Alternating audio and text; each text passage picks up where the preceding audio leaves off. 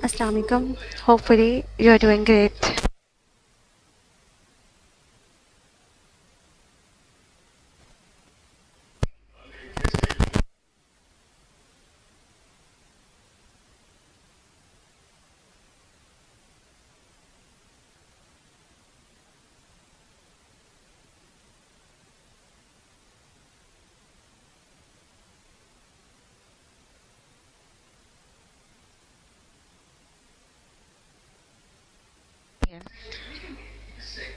ओया शहर में वाक़या एक नीला सफ़ेद कैफ़े इस वक्त लोगों से कचाकच भरा हुआ था।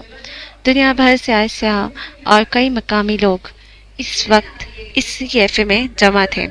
ये एक ओपन एयर कैफ़े था जहाँ दीवारें सफ़ेद पेंट में डूबी थीं और कुर्सियों को नीले रंग में रंग दिया गया था। नर्म गर्म दम तोड़ती धूप कुर्सियों पर बैठे लोगों पर पड़ रही थी। जहाँ कुर्सियाँ ख़त्म होती थी वहीं इसी इख्तिताम पर एक स्टेज नुमा जगह बनाई गई थी। शायद लोग किसी का इंतज़ार कर रहे थे। कोई था जो यहाँ आकर इनसे मुखातिब होने वाला था। स्टेज की एक जानिब एक लंबा चौड़ा पोस्टर लगा था जिस पर इस इंसान की तस्वीर लगी थी। हाँ इसी की जिसने अभी कुछ में यहाँ आकर इन तमाम लोगों को अपनी बात सुनानी थी, क्योंकि ऐसे बातें ही तो आती थी। इंतज़ार करते कोफ्त चेहरों इश्तियाक में डूबे अपनी स्टेज की एक जानिब एक लंबा चौड़ा पोस्टर लगा था जिस पर इस इंसान की तस्वीर लगी थी। हाँ इसी की जिसने अभी कुछ देर में यहाँ आकर इन तमाम लोगों को अपनी बात सुनानी थी, क्योंकि इससे बातें ही तो आती थी। इंतज़ार करते कोफ्त ज़दा चेहरों इश्तियाक में डूबी अपनी कॉफ़ी ठंडी करवाते लोगों को छोड़ बैक स्टेज की जानिब आओ तो यहाँ खड़ा था वो आदमी, वही जिसका चेहरा पोस्टर पर लगा था। यहाँ काफ़ी चीज़ें फैली हुई थी, कपड़े, जूते, लोग। शायद ये शोबे हद जल्दी में अरेंज करवाया गया था। दराज कद मर्द सीधा खड़ा था। इसके आसपास दो लोग थे। एक इसका माइक इसकी कमर पर फिट कर रहा था और दूसरा इसे बार बार एक वर्ग पर लिखे अल्फाज दोहराने में मदद दे रहा था। ये ज़ुबान इसके लिए अनजान थी। इसे अल्फाज रटने में दिक्कत हो रही थी। वो सख्त बेजार नज़र आता था। इसके कद के अलावा ऐसा कुछ नहीं था जो इसे काबिल गौर बनाता। सांवली रंगत रखने वाला आम शक्ल मर्द, जिसके बाल सीधे थे लेकिन बेहद स्टाइलिश अंदाज में कटे हुए। नाक खड़ी थी, नकूश आम से एक पाकिस्तानी नकूश। वो खूबसूरत नहीं था पर पुरकशिश भी नहीं। इसके चेहरे पर बस एक चीज़ थी जो चंद पल के लिए इसे देखने को मजबूर करती थी, इसकी सब्ज स्काई जैसी आंखें, वो जो इसे मशरकी होते हुए मगरबी बनाती थी। इसकी कमर पर माइक की तार फिट करते हुए लड़के ने शायद कोई गलती कर दी थी। तार टूट कर नीचे गिर गई। माइक का कनेक्शन भी टूट गया। अब की सब आंखों वाले मर्द की बस हो चुकी थी। इसकी कोफ्त गुस्से में बदल चुकी थी। इसने हाथ में पकड़े कागज को मरोड़ कर दूर फेंका और माइक लगाते लड़के को धक्का देकर खुद से दूर हटाया। उसका चेहरा दहक रहा था, जबड़े भींच गए थे। पिछले 1.5 घंटे से तुम लोगों ने मुझे यहाँ जलील कर रखा है, वो धीमी आवाज में घर आया। मैं कोई आम आदमी नहीं हूँ, मैं मेहदी कबीर हूँ। मैंने अपने मसरूफ तरीन शेड्यूल में तुम लोगों के लिए वक्त इसलिए नहीं निकाला ताकि मुझे यहाँ जलील होना पड़े। इसकी आवाज़ बुलंद नहीं थी लेकिन इसमें वाज़े हद तक थी। टीम के लोग इसे राम करने की कोशिश करने लगे। मैं माइक लगा देता हूँ सर, आप जहन्नम में जाओ तुम्हारा माइक। इसने नोच कर अपने कानों से एक नन्हा आला उतारा था। जाते जाते हाथ में पकड़ा माइक जोर से परे उछाला, जो कि सीधा साथ बैठे लड़के के माथे पर आकर लगा था। भुखमंगों के भी काम करने पड़ेंगे अब, वो उर्दू में बड़बड़ाता हुआ बाहर निकल गया था। पीछे इस लड़के के माथे से सुर्ख पतला खून बहने लगा। वो 18 साल लड़का नम आंखों से इसे बाहर जाते हुए देखता रहा। वो पब्लिक स्पीकर जिसके लाखों लोग मदाह थे, वो जो नर्म गुफ्तार था, इसका असल ये था। वो खुद को क्या दिखाता था और था क्या? यूनानी लड़का रोते हुए इसके पुश्त को देखता रहा। वो चेहरे पर मुकुट ओढ़े घूमता था। बातें झूठ थी और आंखों की मासूमियत फरेब। وہ ایسا بالکل نہیں تھا جیسا مشہور تھا، سچا، معصوم، نرم کو۔ اسلام آباد۔ اسلام آباد اپنے آپ میں مگن، خاموش، پرسکون سا شہر ہے، لیکن کچھ لوگوں کو یہ شہر بورنگ لگتا ہے، لیکن کچھ لوگوں کے لیے اس شہر کا سکون ان کی متاع حیات ہوتا ہے۔ ہماری کہانی کا حصہ ایک شیشے کی عمارت ہے، آسمان کی بلندیوں کو دیکھتے ہوئے، پہاڑوں کی چوٹیوں کو چھوتے ہوئے اور سرسبز لہلہاتے درختوں سے اپنی آنکھوں کو ٹھنڈک پہنچاتے ہوئے، دور کہیں درمیان میں وہ شیشے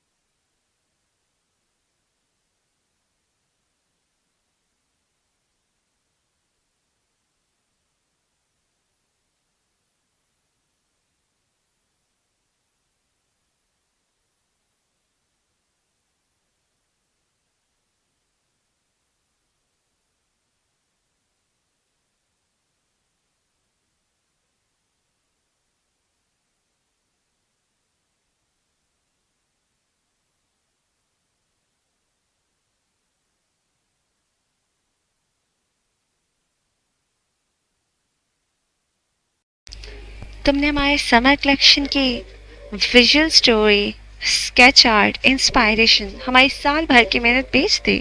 اس کی بھاری آواز سارے میں ارتماس سے پیدا کر رہی تھی۔ وہ جہاں کھڑا تھا اس جگہ ہلکا اندھیرا تھا، اس کا چہرہ واضح نہیں تھا، لیکن اس کی آواز کافی اچھی تھی، جیسے خمار زدہ سی نیند میں ڈوبی ہو۔ I'm sorry گیس، میں یہ نہیں کرنا چاہتا تھا، میں مجبور تھا گیس، میری بیٹی بہت بیمار تھی، اسے علاج کی ضرورت تھی، آپ سے ملنے والی تنخواہ بے حد کم تھی، میں ولید ہلکلا رہا تھا۔ دھوکہ کبھی مجبوری نہیں ہوتا، یہ چوائس ہوتا ہے، تم نے اسے چنا ہے۔ فرشتہ صفت انسان نے اس کی بات کاٹی تھی۔ آس پاس کھڑے لوگ چمچا گویاں کرنے لگے تھے۔ اب کی نچلی اور درمیانی منزل کے ملازمین بھی یہیں جمع ہونے لگے تھے۔ لمبی چوڑی گلی نما راہداری اب کچا کچ بھر چکی تھی۔ میں شرمندہ ہو گیس، آدمی ندامت سے سر کو جھکا کر بولا۔ اس کی آنکھیں سرخ ہونے لگی، گردن جھک گئی تھی۔ غلط کام یوں ہی گردن جھکا دیتے ہیں۔ کیا تم مجھے یہ بتاؤ گے کہ تم نے مجھے دھوکہ دینے کیوں ضروری سمجھا؟ کیس نامی آدمی آگے بڑھایا تھا۔ اب کی راہداریاں روشن ہو گئی، شاید کوئی مسئلہ تھا جو حل ہو گیا۔ اس آدمی کے ارد گرد بھلا اتنے مسائل کیوں رہتے تھے؟ میں مجبور تھا کیس، مجھے زیادہ پیسے چاہیے تھے، میں نے دوسرے برانڈ سے بات کی، ان لوگوں نے مجھے ایک آرٹیکل اسکیچ کرنے کو کہا۔ آدمی رک رک کر ندامت سے کہہ رہا تھا۔ کچھ لوگ اسے تعصب سے دیکھ رہے تھے، کچھ تمسخیر سے، کچھ حسد سے۔ میں نے حامی بھر لی، میں کام پر لگ گیا، حالانکہ یہ میرے معاہدے کے خلاف تھا۔ میں آپ کے علاوہ کسی کے لیے کام نہیں کر سکتا تھا، لیکن میں نے کیا۔ اس کی آواز میں نمی گھل گئی تھی۔ فرشتہ صرف انسان بس اس کے چہرے کو دیکھتا رہا۔ لیکن میں کام نہیں کر پایا، میرا بلاگ شروع ہو گیا تھا اور میں نے وہ ویژولز اٹھا کر دے دیے، وہ قسم کے لیے تھے۔ I'm sorry case, I'm sorry، مجھ سے میری زندگی کی سب سے بڑی غلطی ہو گئی، I'm sorry۔ آدمی کے بس میں نہ تھا کہ کیس کے پیروں میں گر پڑتا، وہ مرد ہو کر اس طرح رو رہا تھا۔ آپ مجھے نوکری سے نکال سکتے ہیں، لیکن میں التجا کروں گا کہ مجھے ایک چانس دیا جائے۔ میں نے قسیم کو اپنے 6 سال دیے ہیں، میری ایک غلطی کی وجہ سے میری نوکری ختم مت کریں۔ ملازمین اب اسے ترہم سے دیکھ رہے تھے، کچھ حسد سے، کاش اس سے نکالا نہ جائے۔ پہلے گروہ نے سوچا، خدا اسے جہنم واصل کرے، دوسرے گروہ نے سوچا تھا۔ اب راہداریوں میں بس آدمی کے رونے کی آواز آتی تھی۔ وہ دھوکے باز بعد میں تھا، باپ پہلے تھا۔ کیس 2 قدم آگے آیا، اس کا چہرہ اب سب کے سامنے تھا، ہر اندھیرے سے پاک، روشنیوں میں نہایا ہوا۔ اس کی رنگت گندمی مائل سے تھی، نقش خوبصورت تھے، آنکھیں سیاہ تھیں، ناک اٹھی ہوئی اور بال ہلکے گھنگریالے تھے، یوں کہ اس کی شخصیت پہ بے حد خوبصورت معلوم ہوتے تھے۔ اگر اس کے بال گھنگریالے نہ ہوتے تو وہ کچھ بھی لگ سکتا تھا سوائے وجیہہ کے۔ چہرے پر ہلکی بڑی شیو تھی اور وہ جو اس کی کشش میں مزید اضافہ کرتی تھی۔ اس نے سرمئی 3 پیس پہن رکھا تھا، کلائی میں برینڈڈ گھڑی، پیروں میں لاکھوں روپے کے جوتے، وہ اس سلطنت کا بادشاہ تھا۔ کیس کبیر، تم نادم ہو؟ وہ اس ملازم کے سامنے کھڑا پوچھ رہا تھا۔ ولید نامی ملازم کے رونے میں شدت آ گئی۔ میں شرمندہ ہوں کیس، خدا کی قسم میں بے حد شرمندہ ہوں، مجھے خدا کے لیے معاف کر دیں، آپ چاہے مجھے نوکری، لیکن مجھے معاف کر دو۔ راہداری میں اب بس اس کے سسکنے کی آواز آتی تھی۔ سارے لوگ تماشا دیکھنے کے لیے کھڑے تھے۔ کیس کسی کی نوکریاں نہیں کھاتا، وہ فرشتے جیسے آدمی بولا۔ تو چند ملازمین نے اسے فخر سے دیکھا، چند کی آنکھوں میں ناپسندیدگی تھی، چند نے اس فرشتے کو ڈھیر دعائیں دے ڈالیں۔ تو ہمارے ساتھ کام کرو گے؟ کیس کے الفاظ اسے روتے ہوئے آدمی کے اندر روح پھونک رہے تھے۔ اس کے بس میں نہ تھا، ورنہ اس فرشتے کے قدموں میں بیٹھ جاتا۔ وہ تشکر اور ممنونیت سے کیس کا چہرہ تک رہا تھا۔ اب کوئی کوتاہی مت کرنا، ورنہ ذمہ دار تم خود ہوگے، کیس کہتے ہوئے آگے بڑھ گیا۔ اور وہ لوگوں کی نظروں سے اوجھل ہوتا ایک آواز پر رک گیا۔ آپ کو چاہیے تھا اسے نوکری سے نکال دیتے، کسی ڈیزائنر کی ناپسندیدگی میں ڈوبی آواز۔ کیس کسی کی نوکریاں نہیں کھاتا، اس نے ایک ہی سطر کہی تھی اور پھر وہ آگے بڑھتا چلا گیا۔ پیچھے راہداریوں میں لوگ اس کی پشت کو دیکھتے رہے۔ فرشتہ صفت آدمی روشنیوں اور لوگوں کے درمیان سے نکلتا ہوا جا رہا تھا، اس کے لب مسکرا رہے تھے، کسی انسان کو معاف کر دینے والی مسکراہٹ۔ بلوچستان स्याह लोहे की गेट वाला घर इस वक्त खामोशी में डूबा था। ये घर एक छोटे से मोहल्ले में वाक़या था जहाँ इस तरह के बेशुमार घर कतारों में थे। स्याह बड़ा सारा दरवाज़ा पार करते अंदर आओ तो एक बड़ा सा दरख्त दरवाजे के दाएं तरफ लगा था, जिसका साया और शाखें लोहे के गेट पर पड़ते थे। घर रकबे में काफ़ी बड़ा था और मोहल्ले के बाकी घरों की निस्बत अच्छी हालत में था। दरवाजे के बाद एक बड़ा सा साफ सुथरा सेहन था जहाँ एक कोने में चारपाई खड़ी की गई थी। जरा आगे जाओ तो दाएं तरफ एक हैंड पंप लगा था, जिसके आइन नीचे बर्तन धोने के लिए सीमेंट की बनाई गई पक्की जगह थी। गांव में लोग ऐसे जगह बनाया करते हैं।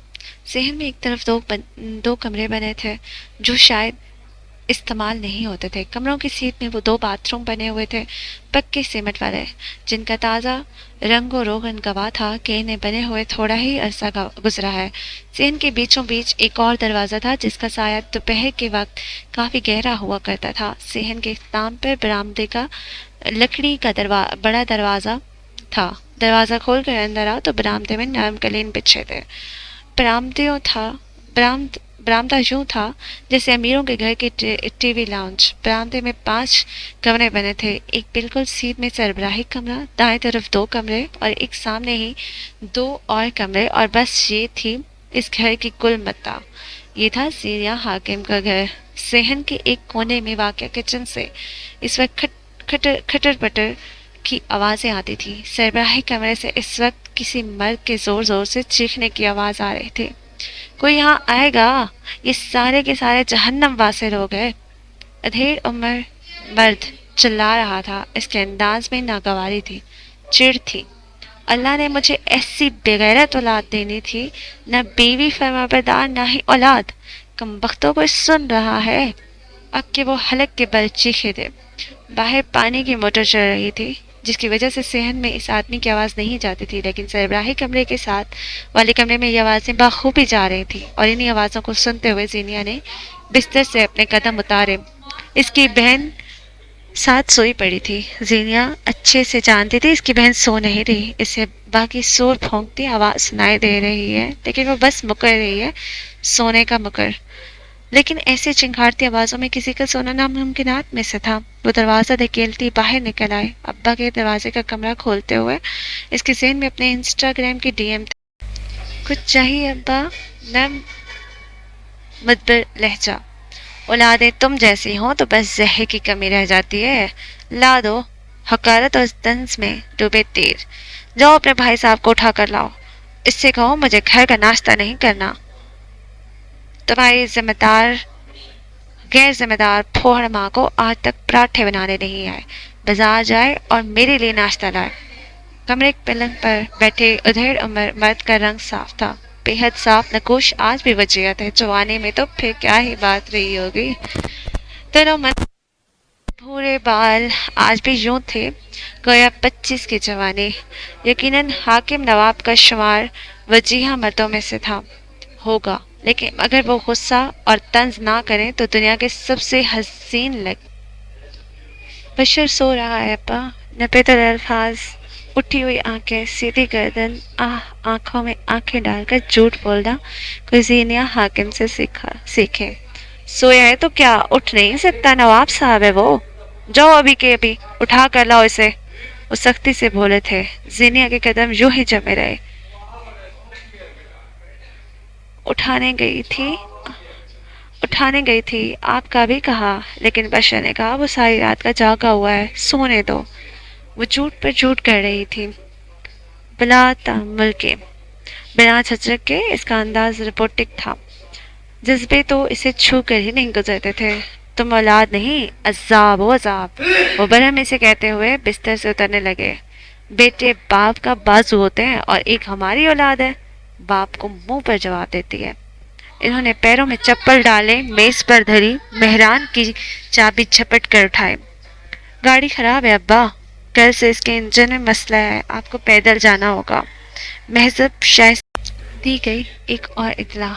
अब की बार हाकिम तलमला उठे थे। चाबी को जोर से चिप्स के फर्श पर पटका, अपनी औलाद और बीवी की शान में मजीद चमद अलकाबात का इजाफा किया और बाहर गिरा ले। جاتے جاتے دروازہ زور سے مار کر گئے تھے۔ اسی دروازے کی آواز سن کر ایک فرباہ سی عورت تیز تیز قدم اٹھاتے ہی برآمدے میں داخل ہوئی۔ ان کا وزن بڑا ہوا تھا، رنگت وہی کون کی جیسی پکی سانولی، گال بھرے بھرے، آنکھیں خوبصورت، مقامی لباس میں ان کا سراپا جیسے ایک ماں جیسا لگتا تھا، سادہ، خوبصورت اور معصوم۔ کبھی ماؤں سے زیادہ حسین انسان دیکھا ہے؟ کیا ہوا؟ آپ کہاں جا رہے ہیں؟ انہوں نے برآمدے کا دروازہ پار کرتے اپنے شوہر سے پوچھا تھا۔ وہ جو غصے میں بھرے ہوئے باہر جا رہے تھے، برآمدے کے دروازے پر رک گئے۔ تمہاری بغیرت اولاد کی کرتوت برداشت نہ کرنے ہوئے جہنم میں واصل ہو رہا ہوں۔ ویسے کوئی خاص قصور اولاد کا بھی نہیں ہے، جس سے جب ماں ایسی کم نسلی ہوگی پھر یہ سب تو ہونا ہے۔ وہ حقارت سے کہتے باہر نکل گئے اور جاتے جاتے دروازہ ایسے زور سے مارا کہ ان کی بیوی آمینہ حاکم کے بازو سے لگا تھا۔ زینیا نے اپنے پہلو میں گری مٹھی بھینچ لی تھی۔ آمینہ بیگم خفت چھپانے کو یہاں وہاں دیکھنے لگی تھی۔ زینیا کی آنکھوں میں ڈھیر سارا اشتعال ادو کر آیا تھا، لیکن وہ سب دیکھ کے کھڑی رہی۔ اب نارمل گھرانے کی ایک اب نارمل صبح کا آغاز ہو چکا تھا۔ غصے میں بس ذرا سے چڑچڑے ہو جاتے ہیں۔ وہ اپنی اس بیٹی کو صفائی دے رہی تھی جسے ضرورت نہیں تھی۔ زینیا کچھ نہیں بولی، وہ کچھ بولتی ہی نہیں تھی، وہ کونج نہیں تھی نا۔ اپنے کمرے کے پلنگ پر لیٹی کونج کی آنکھوں سے گرم گرم آنسو بہہ رہے تھے۔ اسے رونا بہت آتا تھا۔ روز ابا کی دل دکھانے والی باتیں سن سن کر وہ اسی طرح چپ چاپ رویا کرتی تھی۔ تم اپنا بدلہ لے چکی نا زینی؟ وہ ہچکیوں کے درمیان بڑبڑائی تھی۔ اور یہاں سے دور اگر باہر برآمدہ اور صحن پار کر کے سیڑھیاں چڑھ کر چھت پر آؤ تو کانوں میں ایئر پوڈس لگائے پانی کی نیلی ٹینکی کے پاس ایک 27-28 برس کا مرد بیٹھا تھا۔ وہ پنجوں کے بل بیٹھا تھا، پائپ کی فٹنگ کو چیک کرتا۔ چہرہ سپاٹ تھا حاکم نواب کا، پر تو وہی رنگت، وہی قد کاٹ، وہی نقوش۔ اس کا نام بشر حاکم تھا، یعنی کونج کے اندازے درست تھے۔ سنٹورینی کا قصبہ اویا۔ سبز آنکھوں والا مرد اس وقت سٹیج پر کھڑا تھا۔ مغرب کا وقت تھا، سورج کی الوداع کہتی کرنیں اس کی سبز آنکھوں پر پڑتی تھی۔ سانولا چہرہ دھوپ لگنے پر دمکتا تھا۔ ایک مقامی لڑکا ہاتھ میں مائک تھامے مسکراتے ہوئے مقامی زبان میں سب سامنے بیٹھے لوگوں کو خوش آمدید کہہ رہا تھا۔ جیسا کہ آپ سب جانتے ہیں، آج ہمارے ساتھ مہدی کبیر ہیں، 55 ملکوں کا سفر کرنے والے سیام اور انٹرنیشنل اسپیکر، جن کی باتوں میں جادو ہے، جو زندگی کو ایک الگ ہی نظریے سے دیکھتے ہیں۔ مہدی ایک لائف کوچ بھی ہیں۔ ایک سیاح، ایک اسپیکر اور لائف کوچ کو اپنی آنکھوں کے سامنے دیکھنے کا تجربہ کیسا ہے دوستو؟ لڑکے نے کہتے ہوئے مائک کا رخ لوگوں کی جانب کر دیا۔ بلند آوازیں، شور، جملے، اشتیاق سب گڈ مڈ ہونے لگا۔ سبز آنکھوں والے لڑکے نے ایک ہاتھ کمر پر باندھ کر دوسرے ہاتھ کو خوش آمدید کے انداز میں سامنے پھیلا دیا۔ یہ اس کا شکریہ کہنے کا انداز تھا۔ مسکراہٹ تو اس کے ہونٹوں سے جدا نہیں ہوتی تھی۔ سبز آنکھیں اس کے ساتھ مسکرا رہی تھیں۔ کون کہہ سکتا تھا یہ وہی مہدی ہے جس نے کچھ دیر قبل اپنے ایک ساتھی کو زخمی کیا تھا؟ دوگلا۔ جب مجھے اور میری ٹیم کو پتہ لگا کہ آج کل مہدی کبیر ہمارے شہر آئے ہوئے ہیں، تب ہم نے بنا کوئی وقت ضائع کیے انہیں یہاں آنے کی دعوت دے ڈالی۔ گو کہ یوٹیوب پر ہماری فالوئنگ بہت کم ہے، لیکن پھر بھی مہدی کبیر ہمارے ساتھ ہماری گزارش پر یہاں ہیں۔ Put your hands together for مہدی کبیر۔ لوگ تالیاں پیٹنے لگے، شور بڑھ گیا تھا۔ سبز آنکھوں والا لڑکا سٹیج کے ایک کونے سے قدم اٹھاتا ہوا آ رہا تھا۔ اس نے سفید گول گلے والی شرٹ پہن رکھی تھی، جس کے اوپر سٹائلش جیکٹ تھا، کوسو قزاق کی تمام رنگوں سے مزید جیکٹ، جس کے اوپر مختلف سکے لگے تھے۔ بٹن یا زپ کی جگہ چین نما لمبی زنجیر تھی۔ سیاہ سلیکس اور بغیر جرابوں والے سنیکرز میں وہ اچھا یا برا نہیں لگ رہا تھا۔ اس کا حلیہ بس یہ بتا رہا تھا کہ وہ فری سول ہے، آزاد، بے پرواہ۔ کچھ لوگوں کو بھیڑ غیر آرام دہ کرتی ہوگی، مجھے فیسینیٹ کرتی ہے۔ سبز آنکھوں والا لڑکا ہاتھ میں مائک تھامے اپنے سامنے بیٹھے لوگوں سے کہہ رہا تھا۔ اس کا لہجہ بھاری تھا، انداز میں لاپرواہی تھی۔ لوگ توجہ سے اسے سن رہے تھے۔ گوروں کو ایسی محفلیں بورنگ نہیں لگا کرتی۔ میں اتنے لوگوں سے ملا ہوں، اتنے ملک گھوما ہوں، لیکن اب میرے لیے مشکل نہیں رہے۔ اگر میں کہوں مہدی کبیر لوگوں کے معاملے میں اچھا ہے تو یہ غلط نہیں ہوگا۔ وہ اپنے سامنے بیٹھے لوگوں کو دیکھتے ہوئے کہہ رہا تھا۔ خیر تمہید کو چھوڑو، ہم آج کے ٹاپک کی طرف آتے ہیں۔ وہ چلتے چلتے اسٹیج کے بیچوں بیچ رکھے اسٹول پر آ بیٹھا تھا، یوں کہ ایک پیر زمین کو چھوتا تھا اور دوسرا اسٹول کے سٹینڈ پر رکھا تھا۔ بالوں کی چند لٹیں ماتھے کو چھو رہی تھی، آنکھیں سنجیدگی سے لوگوں پر جما رکھی تھی۔ سیلف ہارم، یہ لفظ آپ سب کے لیے نیا نہیں ہوگا۔ ہم سب نے یہ الفاظ سن رکھا ہوگا، بلکہ ہم اپنے ارد گرد ایسے لوگ بھی دیکھے ہوں گے جن کی کلائیاں زخمی سگریٹ سے داغی ہوئی ہوں گی، جن کے بازو، سینے یا گردن پر مختلف قسم کے ٹارچر کے اثار ہوں گے۔ اس نے کہنا شروع کیا۔ لوگ پہلو بدلنے لگے۔ اوہو، انہیں سیلف ہارم کے بارے میں نہیں سننا تھا۔ وہ تو مہذب قسم کے لوگ تھے، ان کا بھلا ایسے جاہل خود کو نقصان پہنچانے والوں سے کیا لینا دینا۔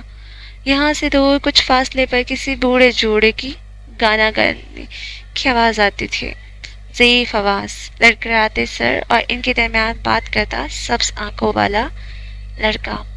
سیلف ہارم کیا ہے، کیا آپ جانتے ہیں؟ اس نے مائک کا رخ لوگوں کی جانب کر دیا۔ نیلی کرسیوں پر بیٹھے لوگوں نے یک زبان ہو کر انگریزی میں جواب دیا۔ ہر انسان جانتا ہے، مجمع کی آواز پر بیزار سے تھی۔